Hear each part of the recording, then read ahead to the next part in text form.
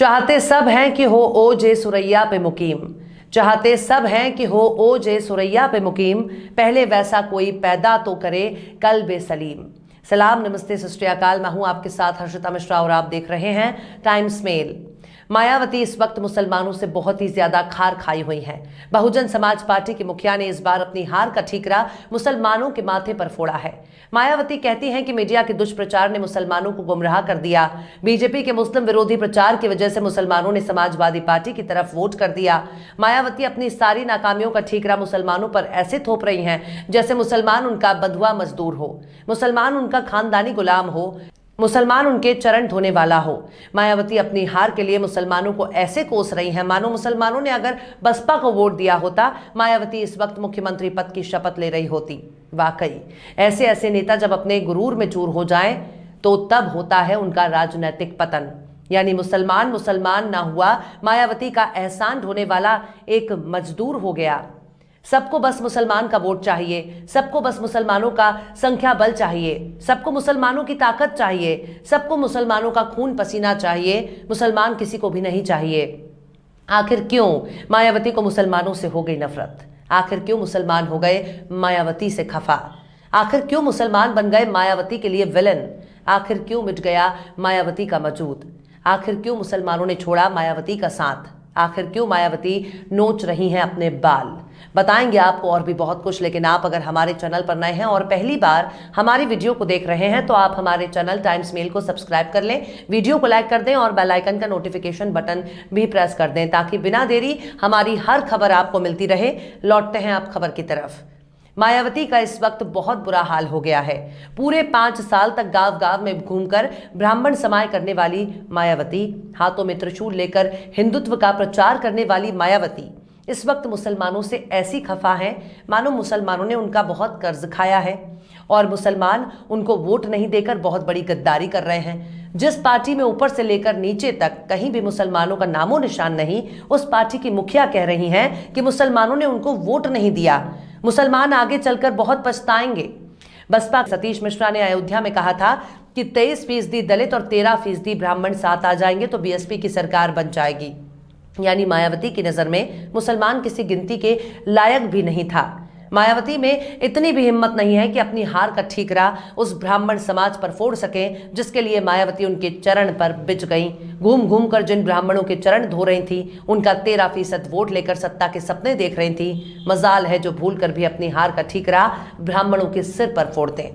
लेकिन आज अपनी नाकामियों के लिए मुसलमानों को जिम्मेदार मान रही हैं। मायावती तो मुसलमानों को ऐसे कोस रही हैं मानो उन्होंने मुहर्रम में या हुसैन का नारा लगाया हो, मानो उन्होंने अल्लाहू अकबर का नारा लगाया हो। मायावती भूल कर भी अपनी हार के लिए 23% दलितों को जिम्मेदार नहीं बता सकती हैं, जिनका वोट पाकर मायावती सत्ता की मलाई खाने के ख्वाब देख रही थीं। ठाकुर, ब्राह्मण और बनिया तो दूर की बात है, मायावती को दलितों के 23% वोट क्यों नहीं मिले? मायावती का दलितों ने क्यों नहीं साथ दिया? मायावती अपनी हार के लिए दलितों को क्यों नहीं दोष दिया? मायावती जिस कौम की मसीहा कही जाती हैं, आखिर उसने मायावती को क्यों टाटा बाय बाय कर दिया? 4 बार यूपी की मुख्यमंत्री बनने वाली मायावती अब अपने कोर वोटर को केवल पार्टी का झंडा उठाने वाला समझ रही हैं।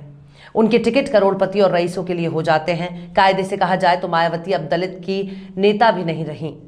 दलित, पिछड़ों और अल्पसंख्यकों के वोट पर ताल ठोकने बहुजन समाज पार्टी तिलक, तराजू और तलवार को जूते मारने की बात कब की भूल चुकी है और अब अपने हाथों में त्रिशूल लेकर हिंदुत्व की नई परिभाषा लिख रही है।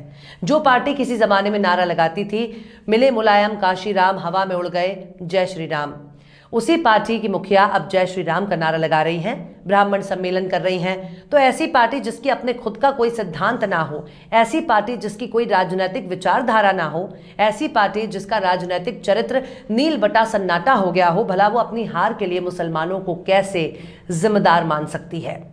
मायावती अब मुसलमानों को अपनी हार का जिम्मेदार बता रही हैं, अपनी नाकामियों का ठीकरा मुसलमानों के सिर पर फोड़ रही हैं। मुसलमानों से इतना प्यार करने वाली बहन सुश्री मायावती जी को एक बार अपने गिरेबान में झांककर जरूर देखना चाहिए कि यूपी की सियासत में मायावती के बारे में आखिर मुसलमान क्या सोचता है, मायावती के बारे में आखिर दलित और आदिवासी क्या सोचता है, मायावती के बारे में पिछड़ा वर्ग क्या सोचता है।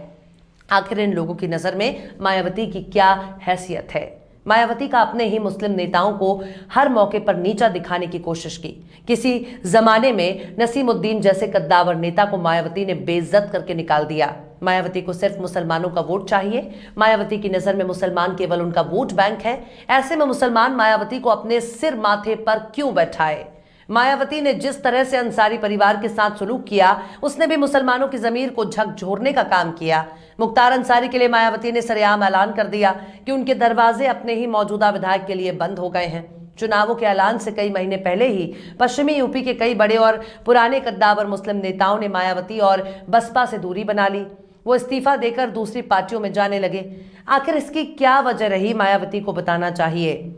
अगर उत्तर प्रदेश में बीजेपी के राज में मायावती के किरदार पर गौर किया जाए तो मुसलमानों को नागरिकता कानून के विरोधी प्रदर्शनों की वजह से निशाना बनाया गया। उनकी संपत्ति जब्त होने लगी। तब मायावती कहाँ थी? मुसलमानों के आशीने पर बुलडोजर चलाया जा रहा था, तब मायावती कहाँ थी? उससे भी पहले अगर गौर किया जाए तो कोरोना के शुरुआती दौर में कोविड के लिए मुसलमानों को जिम्मेदार बनाकर उनको निशाना बनाया गया, तब मायावती कहीं नजर नहीं आई। मायावती ने अगर कुछ बोला भी है तो बहुत ही नपा तुला दिया है। मुसलमानों के साथ दलितों के बड़े बड़े मुद्दों को मीडिया से लेकर संसद तक उठाने का काम सबसे ज्यादा ओवैसी ने उठाया, लेकिन मुसलमानों ने यूपी के चुनाव में ओवैसी को 1% भी वोट नहीं दिया। मुसलमानों की बात तो छोड़िए, मायावती कितने दलितों के, कितने अपने आशियानों से निकलकर सड़क पर प्रदर्शन किया है। मायावती केवल ट्विटर पर ही 2-4 नपे तुले शब्द बोलकर निकल जाया करती हैं। कई मुद्दों पर कुछ लिखना और बोलना उनके लिए पाप बन जाता है। इतने विरोधाभास के बावजूद भी अगर मायावती को यूपी के विधानसभा चुनाव में 12% वोट मिलता है, मायावती को सूबे की आवाम का शुक्रगुजार होना चाहिए। मायावती को धन्यवाद करना चाहिए मुसलमानों का, क्योंकि मायावती के मुस्लिम उम्मीदवारों ने मुसलमानों का वोट काटकर भाजपा को इसका फायदा पहुंचाया है। सच्चाई है कि भारत का मुसलमान बहुत ही कट्टर सेकुलर है। भारत का मुसलमान जाति, बिरादरी और धर्म के आधार पर वोट नहीं करता, लेकिन सेकुलर पार्टियों के खिलाफ मायावती के नजरिए को मुसलमानों ने भी बहुत गौर से देखा। यही नजरिया दलित और आदिवासी का भी है। ओबीसी वोटर भी इनके रवैये को देख चुका है। ऐसे में सवाल है कि मुसलमान तो मुसलमान है, लेकिन मायावती का सबसे बड़ा वोटर तो दलित माना जाता है। आखिर दलित मायावती से क्यों नाराज है? अब ये बात कहने की जरूरत नहीं है कि मायावती का अपना राजनीतिक इतिहास मिट चुका है। मायावती का अपना राजनीतिक पतन हो चुका है। एक तरह से कहा जाए तो लोग इस बात को भांप चुके हैं कि इस बार मायावती बीजेपी के खिलाफ नहीं, बल्कि बीजेपी के साथ खामोश तरीके से चुनाव लड़ रही थीं। मायावती किसी भी मौके पर बीजेपी के विरोध में खुलकर सामने नहीं आई, इसलिए मायावती को कोई हक नहीं बनता मुसलमानों के वोट पर अपना हक जताने का। मायावती को अपने गिरबान में बार बार झांकना चाहिए कि आखिर मुसलमान उनसे दूर क्यों हो गए, दलित, आदिवासी और ओबीसी उनसे दूर क्यों हो गए। मायावती अब सबका भरोसा खो चुकी हैं। अगर मायावती अपनी पार्टी का बीजेपी में विलय कर लेती हैं, तब दलित, आदिवासी, ओबीसी और मुसलमानों को कोई हैरानी नहीं होगी। मायावती इस वक्त खिसियानी बिल्ली बन चुकी हैं, अपने सिर के बाल नोच रही हैं और अपने पतन के लिए मुसलमानों को जिम्मेदार बता रही हैं, जबकि सच्चाई मायावती को भी पता है कि वो बीजेपी की टीम बी नहीं है, बल्कि बीएसपी ही बीजेपी है। बहरहाल चलते चलते आखिर में अल्लामा इकबाल ने भी क्या खूब फरमाया है, तुम में हूरों का कोई चाहने वाला ही नहीं, तुम में हूरों का कोई चाहने वाला ही नहीं, जलवाए तूर तो मौजूद है, मूसा ही नहीं। फिलहाल इस वीडियो में बस इतना ही। ये वीडियो आपको कैसा लगा कमेंट बॉक्स में आप जरूर बताइए। वीडियो पसंद आए तो लाइक करें। हमारे वीडियो लिंक को फेसबुक, ट्विटर, व्हाट्सएप पर अपने रिश्तेदार, यार, दोस्तों को भी शेयर करें। और बेबाक, निष्पक्ष, स्वतंत्र पत्रकारिता को सपोर्ट करने के लिए आप हमारे यूट्यूब चैनल टाइम्स मेल को जरूर सब्सक्राइब करें। और हाँ, बेल आइकन की घंटी वाली बटन भी आप जरूर दबा दें, ताकि आपको हमारे आने वाले नए वीडियो की नोटिफिकेशन फौरन ही मिल जाए। फिर मिलते हैं किसी और वीडियो में एक नई खबर के साथ। हर्षिता मिश्रा को दीजिए इजाजत। जय हिंद।